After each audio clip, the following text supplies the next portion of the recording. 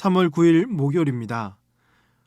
오늘 우리에게 주시는 하나님의 말씀은 사무엘상 10장 17절로부터 27절까지 말씀입니다.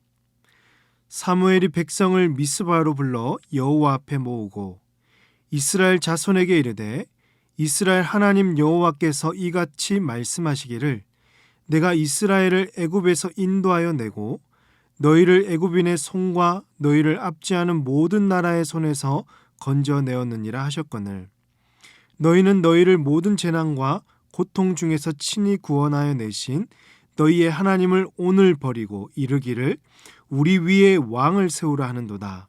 그런즉 이제 너희의 지파대로 1000명씩 여호와 앞에 나아오라 하고 사무엘이 이에 이스라엘 모든 지파를 가까이 오게 하였더니 베냐민 지파가 뽑혔고 베냐민 지파를 그들의 가족별로 가까이 오게 하였더니 마드리의 가족이 뽑혔고 그 중에서 기스의 아들 사울이 뽑혔으나 그를 찾아도 찾지 못한지라.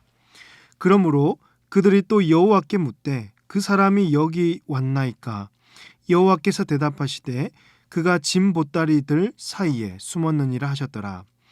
그들이 달려가서 거기서 그를 데려오매 그가 백성 중에 서니 다른 사람보다 어깨 위만큼 컸더라. 사무엘이 모든 백성에게 이르되 너희는 여호와께서 택하신 자를 보느냐?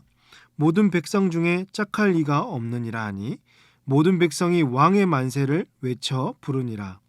사무엘이 나라의 제도를 백성에게 말하고 책에 기록하여 여호와 앞에 두고 모든 백성을 각기 집으로 보내매 사울도 기브와 자기 집으로 갈 때 마음이 하나님께 감동된 유력한 자들과 함께 갔느니라.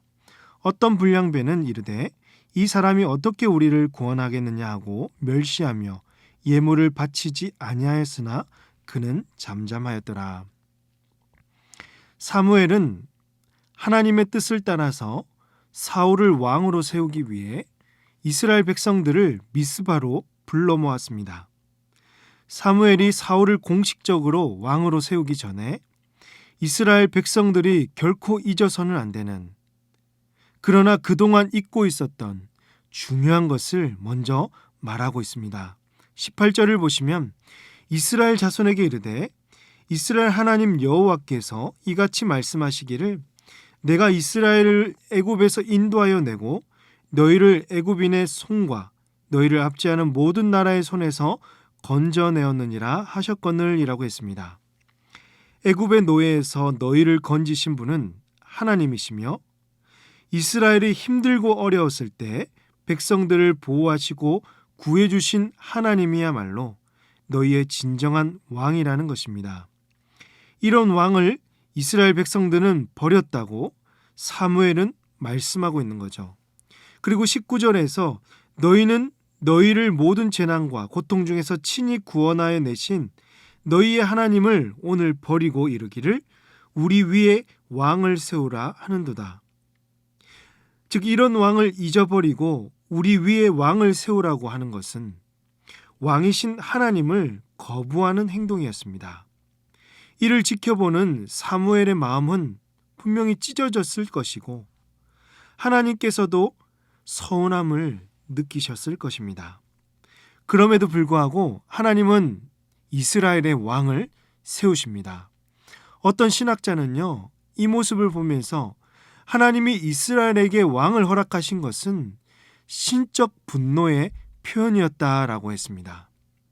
왕정 제도가 하나님 보시기에 좋은 제도는 아니었지만 하나님은 왕을 세우게 하셨습니다. 그러면 사무엘은 어떤 식으로 왕을 뽑습니까? 사무엘이 하나님께 명령을 받았으니까 백성들이 다 모인 자리에서 사무엘 너 나와 이런 식으로 하지 않았죠.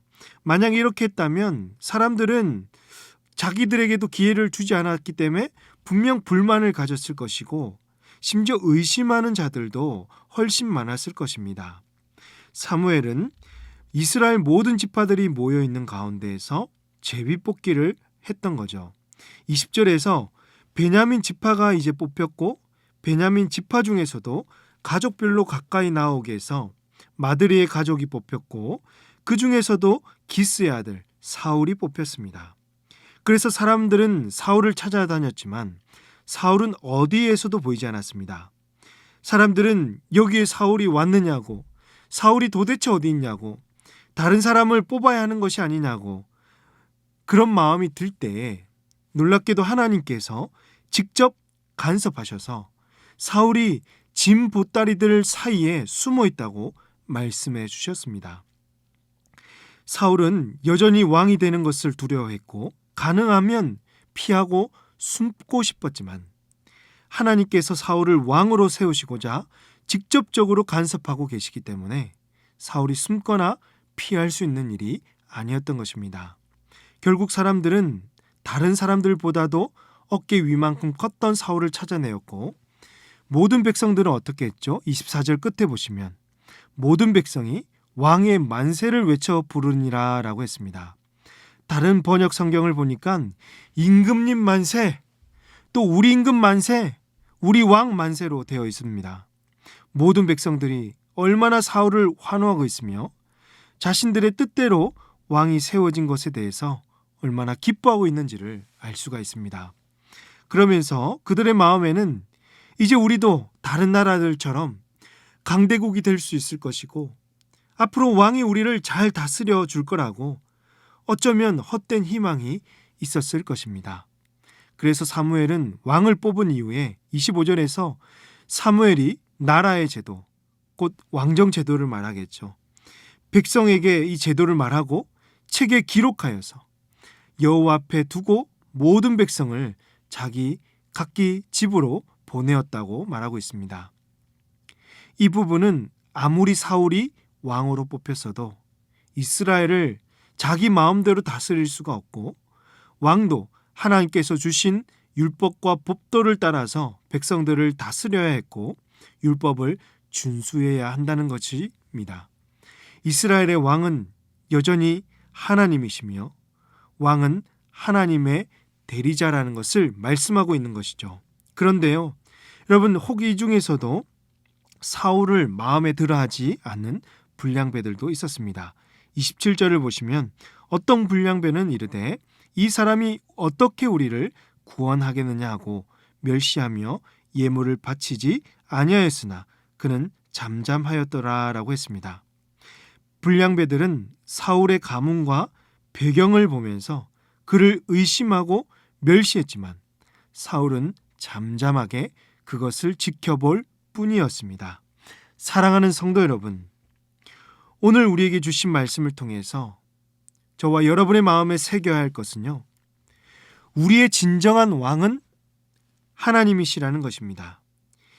이 세상에 좋은 제도들이 있고 자신들이 원하고 바라는 사람들이 세워졌다고 하더라도, 그래서 삶 속에서 문제들이 하나하나 사라지고 평탄한 삶이 이어진다고 하더라도 여러분, 이 모든 것을 통치하시고 이루시는 분은 오직 우리 왕이신 하나님이심을 믿으시기를 바랍니다. 여러분, 우리에게 자격이 있어서 우리에게 능력이 뛰어나서 하나님의 일을 맡기시는 것이 아닙니다. 반대로 사울처럼 우리가 부족하고 쓸모없는 자이기 때문에 하나님을 피하거나 하나님의 부르심을 우리가 무시할 수 있는 것도 아닙니다. 모든 것이 그분의 선하신 계획이고 하나님은 우리 가장 가까이에서 하나하나를 간섭하고 계시고 또 그에 필요한 은혜를 베푸시고 계십니다. 오늘도 그 사랑하는 하나님을 바라보며 가장 겸손하게 오늘 하루하루를 살아가시는 저와 여러분이 되시기를 주님의 이름으로 축복합니다. 기도하시겠습니다.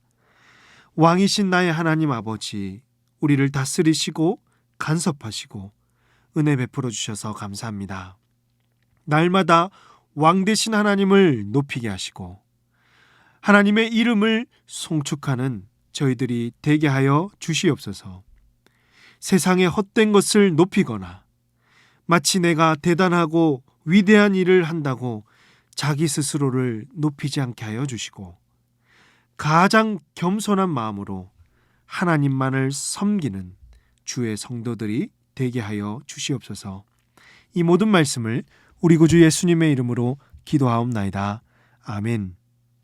오늘 말씀을 기억하시며 기도하시고 주간 기도 제목에 따라서 교육과 훈련을 위해서 기도하겠습니다. 모든 훈련을 통해서 우리 훈련생들이 예수님 닮은 온전한 제자들이 되게 하시고 변화와 성숙을 이루도록 우리 자녀들이 신앙으로 성장하며 건강하게 자랄 수 있도록 또 담임 목사님과 강단위에 서는 모든 말씀 사역자들을 위해서 합심해서 기도하도록 하겠습니다. 함께 기도하십니다.